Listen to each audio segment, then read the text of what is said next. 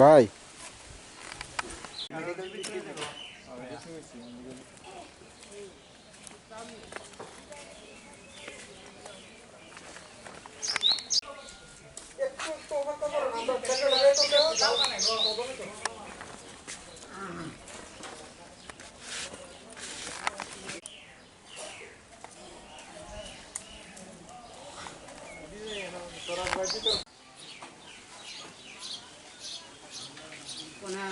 আমি আবার পরে আমার কন্ট্রাক্টে দিগা করব দিগা ইয়ে করব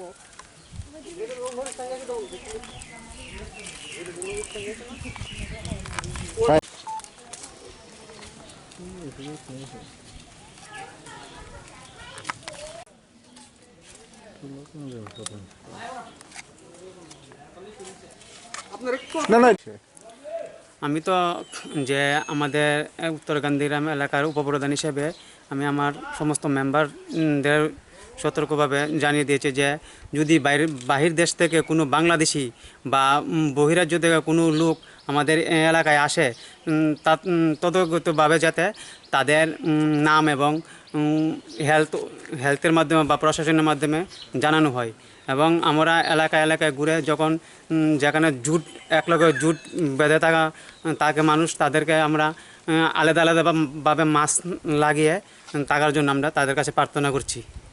আজকে আপনাদের এলাকার মধ্যে যে লোকটি এসছে কোথায় থেকে এসছে বা কার বাড়িতে এসছে?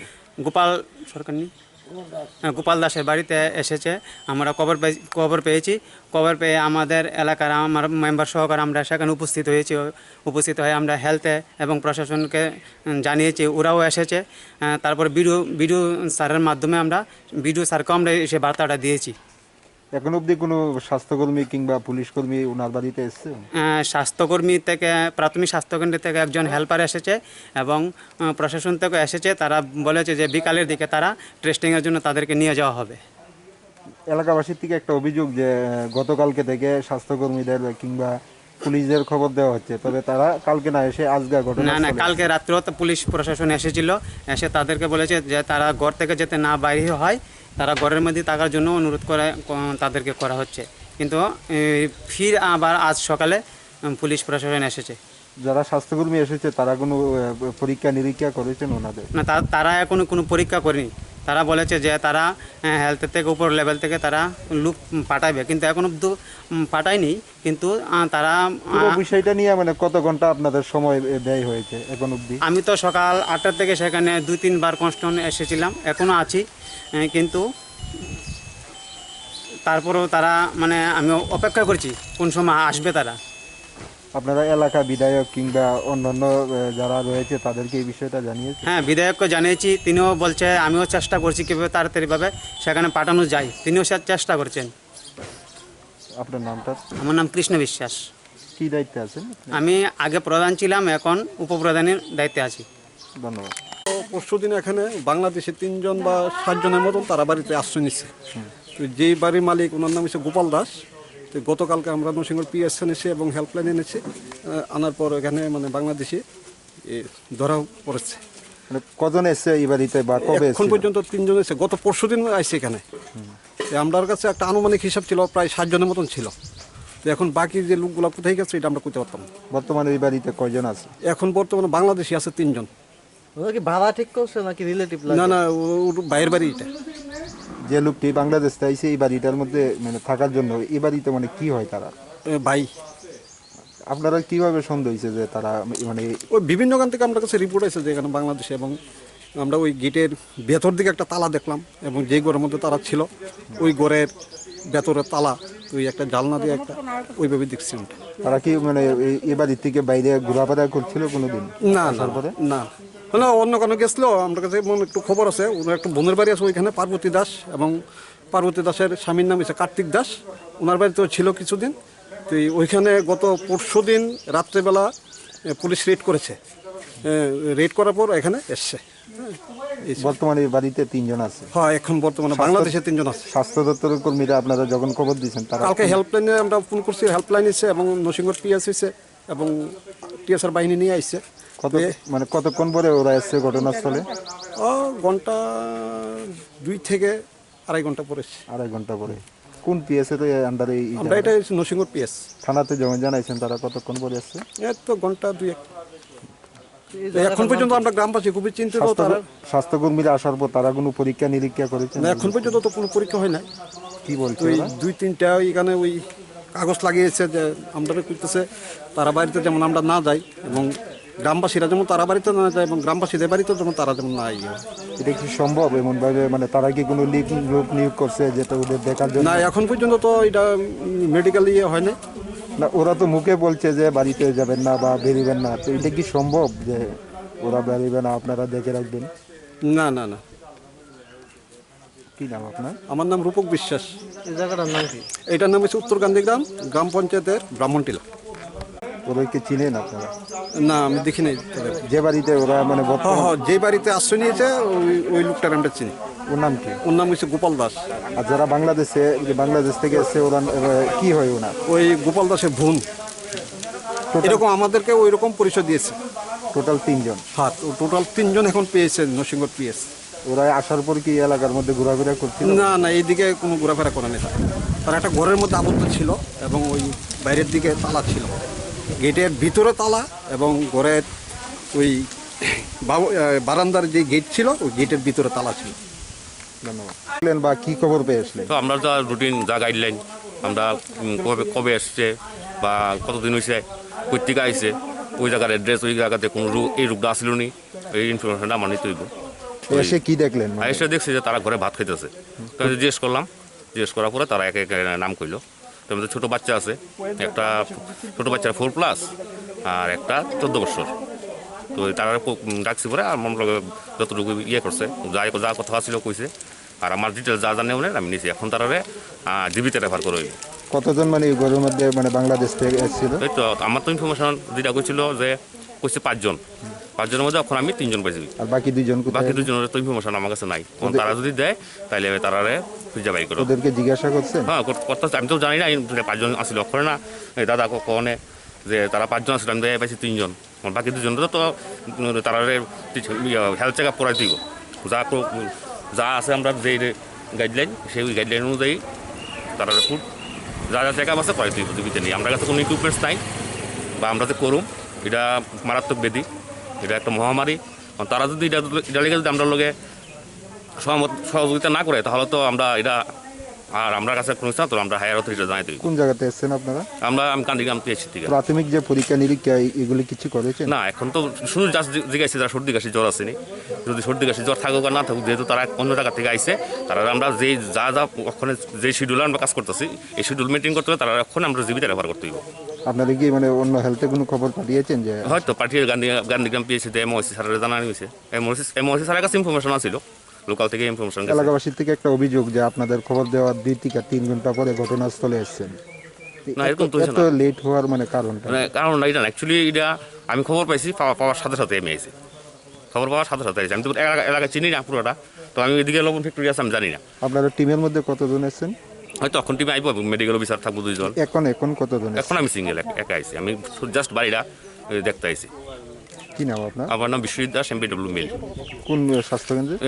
গান্ধীগ্রাম পেয়েছি আন্ডার আছি।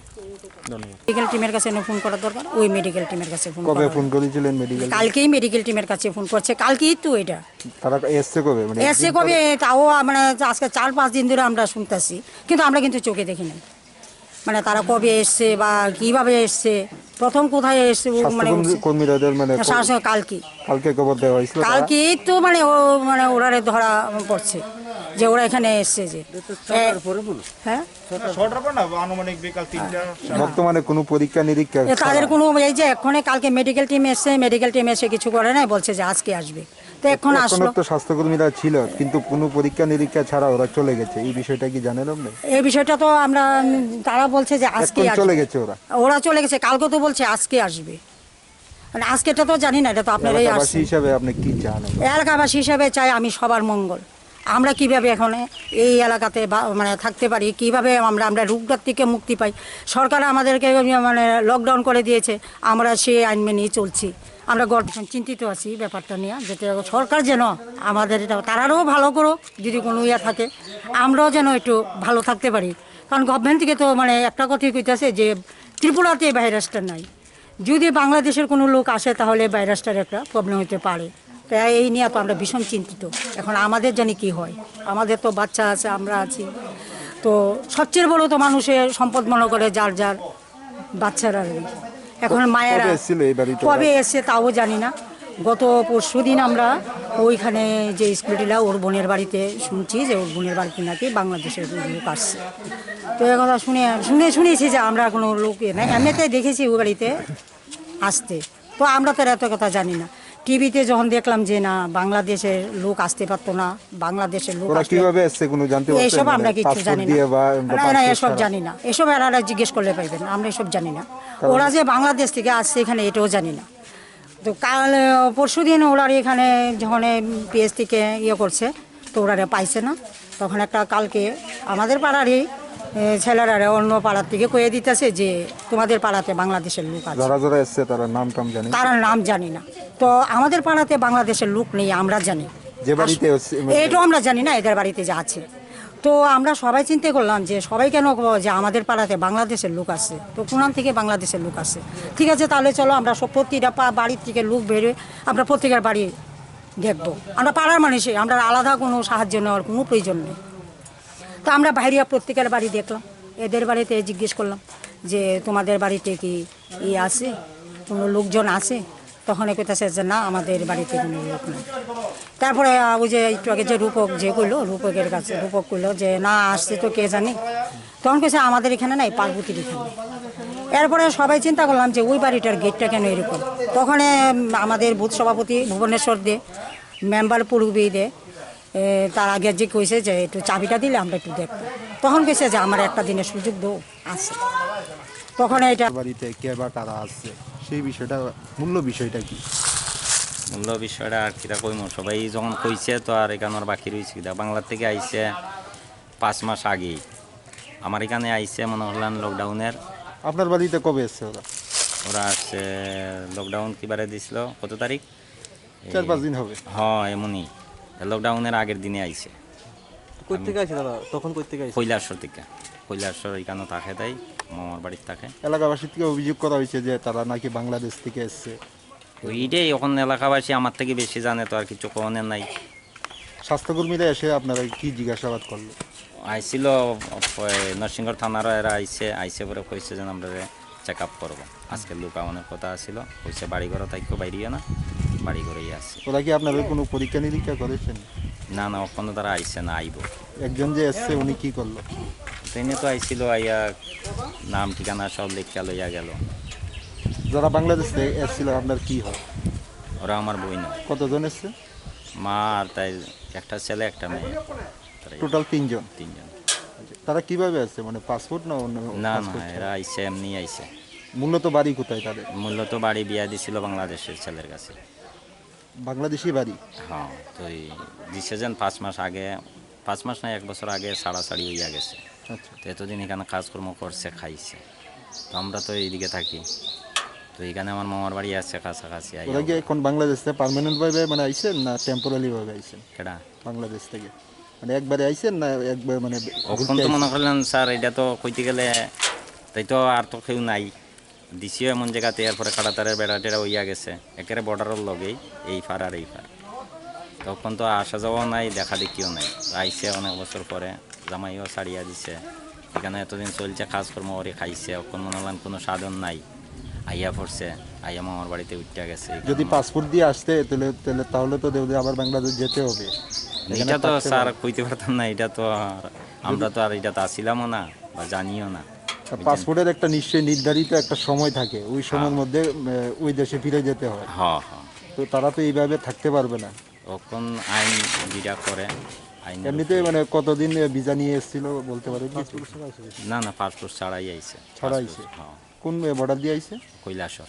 কৈলাসহর বর্ডার দিয়ে? এমনি কোনো কিছু না, তারা ওই শুধু যেটা পড়ানো আসলো এটাই। আচ্ছা কি নাম আপনার, কি নাম? আমার নাম হচ্ছে গোপাল দাস। আচ্ছা, যে মহিলা এসছে ওনার নাম কি? সাধন শুক্লবৈদ্য।